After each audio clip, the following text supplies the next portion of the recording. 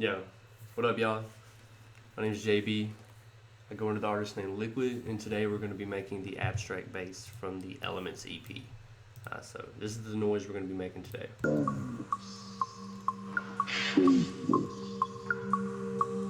Like water.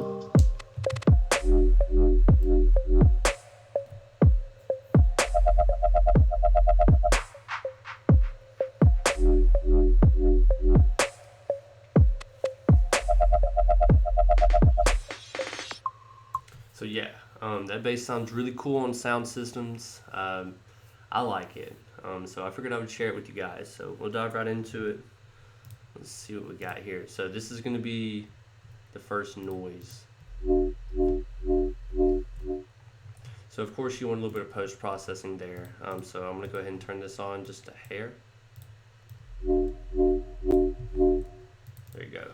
Okay, so what we're looking at here, FM from B, right, to about 30%, thereabouts. The second oscillator B is going to be up 3 octaves, and it's going to be FM in that original sine wave. So the level is also automated for cleanliness sake. So we have it from what, about, I don't know, 53% thereabouts, all the way up. So let's direct our attention over here to the filter. So we have a little bit of a filter, LFO, low pass action happening here. So we're throwing it just a little bit, throwing it out this way about, what, 36%. And then we're automating that drive just a hair or two, just to give it a little bit of push, right? So the sub's coming from oscillator A. That's where most of the where that's coming from. And so it's modulating it. So one cool thing that's happening here is, of course, the shape of the LFO. So it has a little bit of a mountain, a little bit of a hunchback mountain. So this gives it a little bit of a flow, right? So that's kind of what we're looking at with that. We have a compressor. Just a little bit of compression, nothing too crazy. I'm just trying to make it work here. I think we had a 4:1 compression ratio, just to kind of take a little bit of that edge off. And then we're pushing the highs pretty hard, just to kind of get a little bit of a flow out of the mids and the high frequencies. So if you do start to get a little bit of red, of course, watch that master. Cool. So the second bass, I believe this one right here.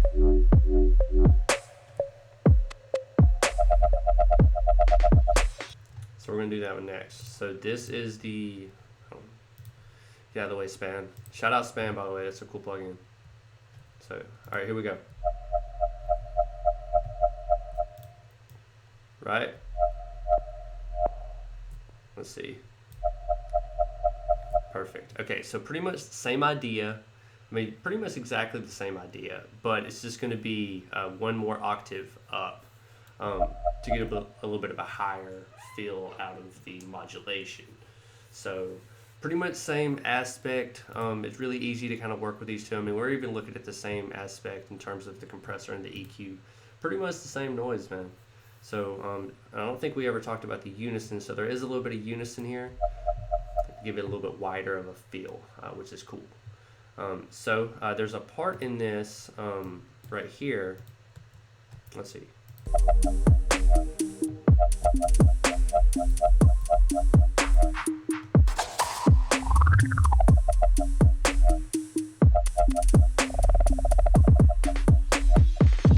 So all of that is taking it off of BPM and doing some automation, right? So let's take a look here and see what we can come up with.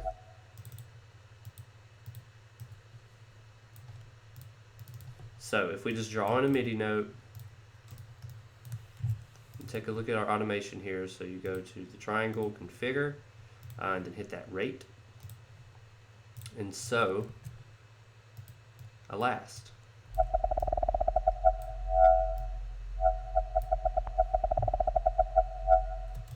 And I believe what got that crazy pitch bend that was happening in there, of course you would really want to do that in audio, or I would personally want to do it in audio, because you really don't hear a lot of the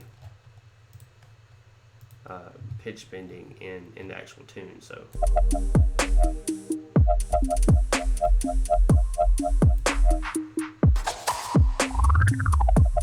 okay, cool. So all that really is complex clip transposition, and it's not going to sound exactly the same, but this will give you a little bit of an idea of kind of what my thought process was. And a little bit of bend here. Oh, here we go. Right? And so, I mean, that might even be a little bit high. So that's plus 12 semitones. And just to see what it sounds like, we'll drop it way down. So I mean, that's an idea too. And so you could really just start freezing and flattening, and getting something even crazier by making the noises that were made into abstract bass. So that's really just kind of the whole idea here. Before we run, I want to show you one more thing. So let's see here. So, whoops, playing two things at once. Check it out. So, a little bit of reverb on the group, because these are two different basses. I want to mix them differently. But at some point, you want to do the cohesion where you put them together. So, we're on this lead group right here. A little bit of reverb, about 30%. Nothing really too crazy going on with the reverb here. That's more or less to your discretion. So one thing I want to focus on that really made this noise sound good on sound systems and sound good popping, is that I separated the frequencies between highs and mids and put them in their own group. And then I separated just the lows and did mono. So what I did with the highs is multiband dynamics, a little bit of multiband compression, solo the highs of course, and a little bit of auto pan, right? So you have just what little bit is moving up there is also being kind of messed around in terms of the dimension where the sound is. And of course with the mids we did a little bit different of a variation, of course gave it a little bit of volume here. So let's see if we can hear anything.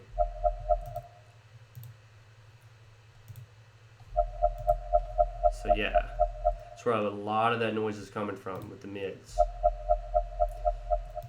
So of course group those together, and then the lows just kind of separate. So pretty much that whole idea is just frequency splitting and mixing them differently, giving some different auto pan to the highs and the mids. Not a lot, 50%, I guess that is kind of a lot, but 44 here, just to give a lot of dimensions so it doesn't hit other noises. And that's why that came out to be a really good sound system song. So thank you guys for tuning in today. Much love.